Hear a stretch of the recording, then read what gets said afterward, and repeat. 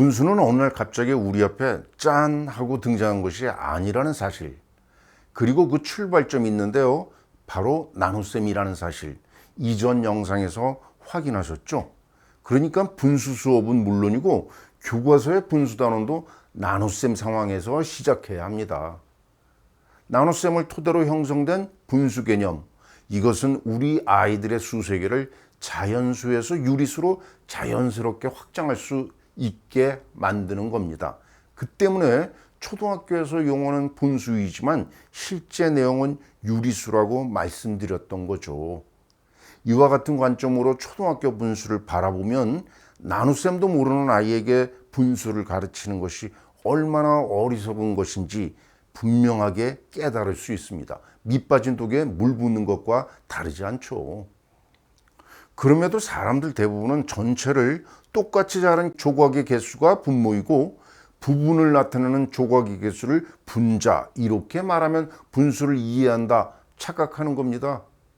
바로 이런 교과서 때문에 그런 현상이 빚어지는데, 그러면 교과서는 왜 이런 방식으로 분수를 도입했을까요? 나눗셈은커녕 곱셈도 배우지 않은 2학년 아이에게 무리하게 분수를 가르치려 했기 때문입니다. 그 결과는 어땠어요? 분수 쓰기와 읽기는 할 수 있지만 개념 이해는 글쎄요.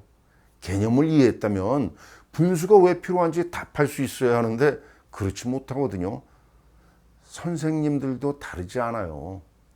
분수와 나눗셈과의 밀접한 관계를 선생님들도 잘 몰라요. 이 모든 것 결국 교과서 때문입니다. 그렇다면 우리 교과서는 왜 분수와 나눗셈을 철저히 단절시켰을까요? 그 이유를 이미 이 영상에서 말씀드렸는데, 미국 교과서를 무비판적으로 따랐기 때문입니다. 한국 전쟁을 겪었던 그 당시 상황에서 어쩔 수 없는 선택이었던 거죠. 하지만 그로부터 한 세대가 지난 1980년에도 이걸 계속 반복한다? 수학 교육 전문가들의 게으름 탓이다, 이렇게 비난할 수 있겠지만 그렇게만은 단정 지을 수도 없어요. 그들도 나름대로 뭔가 부지런하게 새로운 것들을 시도했으니까요. 지금 우리는 전문가라는 사람들의 그런 새로운 시도가 과연 적절했을까? 이걸 따져보자는 겁니다. 오히려 사태를 더 악화시켜서 초등학교 분수가 엉뚱한 방향으로 접어든 건 아닌지를 따져보자는 거죠. 결론부터 말씀드리죠. 잘 나가다가 삼천포로 빠져버렸답니다.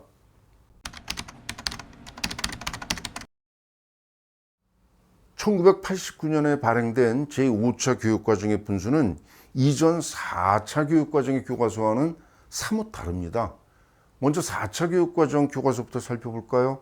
왼쪽은 같은 크기의 자르기, 오른쪽은 같은 개수의 묶기.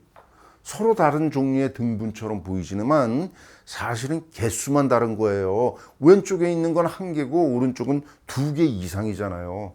하지만 자르기를 하고 나서 묶기, 자르기를 하고 나서 또 묶기, 이걸 계속 반복하다 보면 이 둘이 전혀 다르다고 착각할 수밖에 없어요.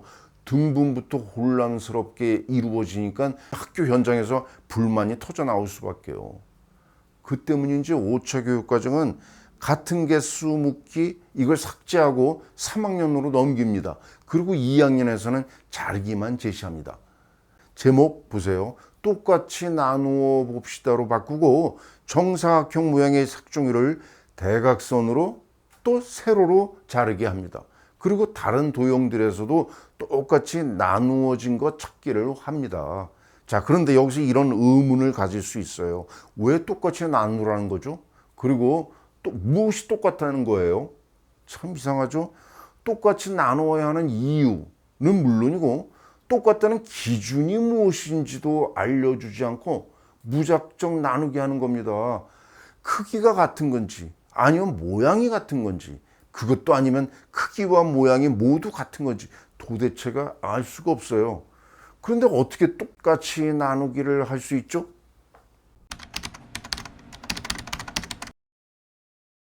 똑같은 것에 대한 기준이 없으면 심각한 문제가 발생합니다. 그림을 보세요. 어떠세요? 똑같이 넷으로 나누어졌을까요? 삼각형과 사각형 모양이 다르잖아요. 그런데도 똑같다 이렇게 말할 수 있나요? 물론 이들의 크기, 넓이는 같습니다. 하지만 아이들은 이 사실을 알 수가 없어요. 왜냐고요? 아직 넓이를 배우지 않았기 때문이에요. 필자의 의도는 우리가 충분히 짐작할 수 있죠. 모양이 다르더라도 크기, 즉 넓이가 같으므로 각각 분수 4분의 1이다. 이걸 알려주려는 거죠. 하지만 교과서 어디에서도 그런 안내를 찾을 수가 없어요. 단지 우리가 이미 분수를 알고 있기 때문에 필자의 의도가 그럴 거라고 짐작했을 뿐입니다. 교과서를 이런 식으로 만드는 거 옳지 않아요. 그 다음을 보면 똑같이 나는 조각들 개수 세기가 이어지고 그 다음에 비로소 분수 2분의 1과 3분의 1이 처음 등장합니다. 여기서 또 다른 의문이 제기되는데요. 왜 분수가 갑자기 등장하는 거지? 분수가 왜 여기서 필요하냐고. 하지만 이번에도 이에 대한 안내가 보이지 않아요. 그러면 어떻게 해야 돼요? 무작정 암기할 수밖에요. 다른 방법이 없잖아요. 이렇게 분수 개념의 이해는 처음부터 벽에 부딪히고 수학은 무작정 암기하는 것이다. 이런 오해를 낳는 겁니다. 우리나라 초등학교 분수가 3000% 빠졌다는 제 말씀 이제 이해하시겠어요? 분수가 왜 필요한지도 모르면서 분수라는 용어만 들으면 그저 자르기를 한 조각의 개수 세기만 하는데 이건 전체와 부분의 관계로 한 분수를 인식시키는 형태입니다. 이 모두가 바로 교과서 때문이죠. 하지만 분수 그게 아닙니다.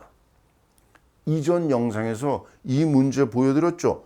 분수가 그냥 하늘에서 툭 떨어진 것이 아니고 나눗셈이라는 수학적 개념을 토대로 그 위에 쌓아 올린 수학적 개념이라는 것. 분수를 도입할 때 똑같이 나누기를 하잖아요. 그 이유도 나눗셈에서 비롯되었기 때문입니다. 나눗셈이 뭐죠? 똑같이 나누었을 때 한 사람의 몫을 구하는 것이죠. 이걸 분수로 표기한 겁니다. 그 결과 자연수가 아닌 새로운 수, 즉 유리수라는 수가 만들어진 겁니다.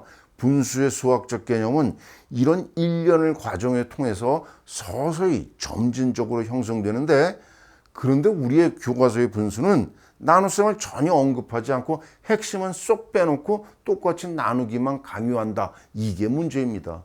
그런데 여기서 그치지 않고 더 심각한 문제가 있습니다.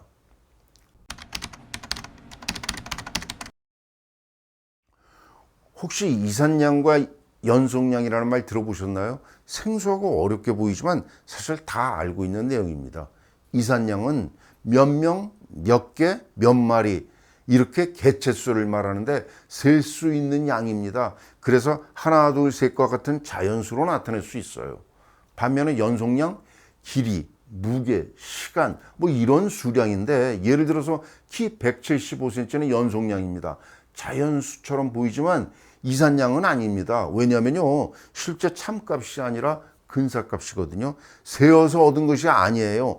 측정해서 얻은 겁니다. 정확한 값을 알 수 없기 때문에 그냥 자연수로 나타냈을 뿐이지 연속량이고 그래서 실수입니다. 그런데 말이죠. 실수인 연속량을 과연 초등학생이 이해할 수 있을까요? 말이 안 되죠.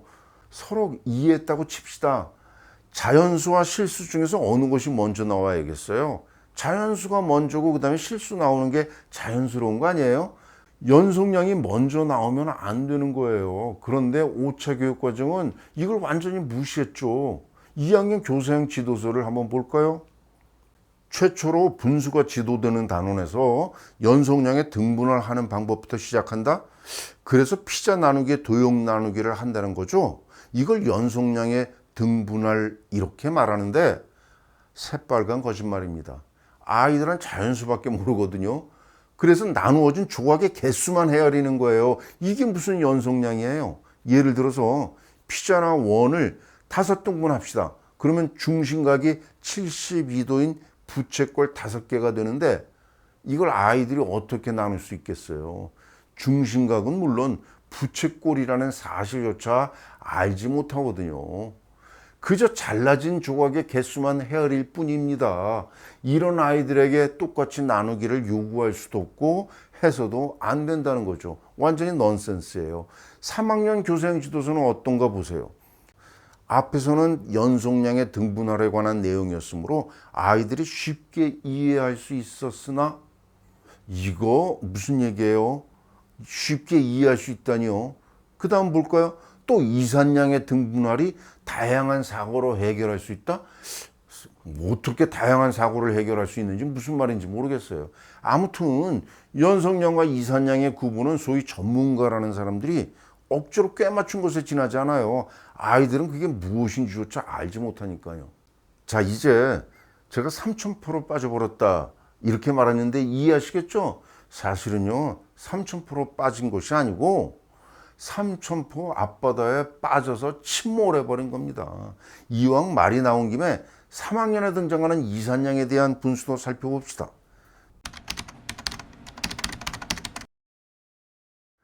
3학년 분수 첫 페이지부터 황당하네요. 전개과정도 2학년 분수와는 전혀 다르니까요.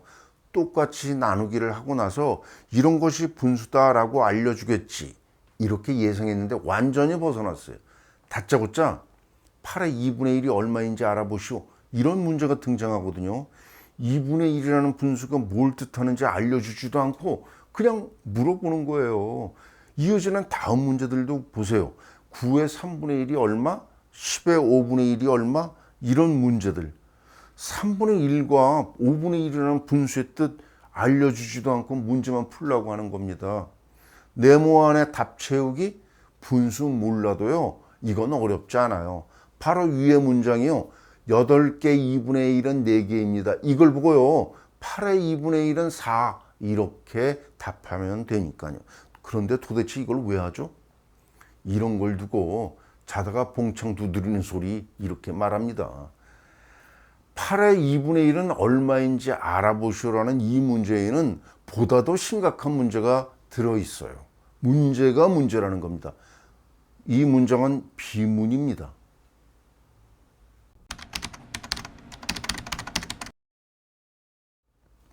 문법에 맞지 않거나 잘못된 어휘가 들어있어 뜻을 파악하기 어려운 문장을 비문이라고 합니다.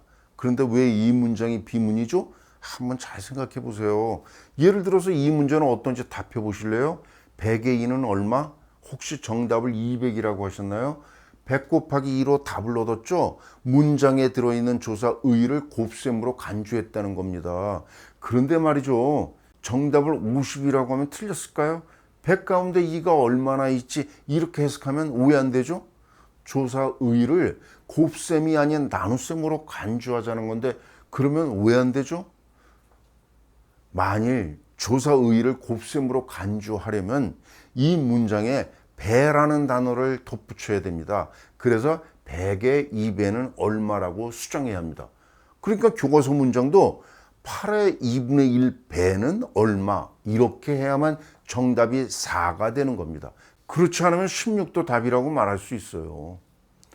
나머지 문제들도요. 교과서의 의도를 제대로 반영하려면 9의 3분의 1이 아니고 9의 3분의 1배가 얼마, 10의 2분의 1배가 얼마 이렇게 수정해야만 네모 안에 정답이 3과 5가 됩니다.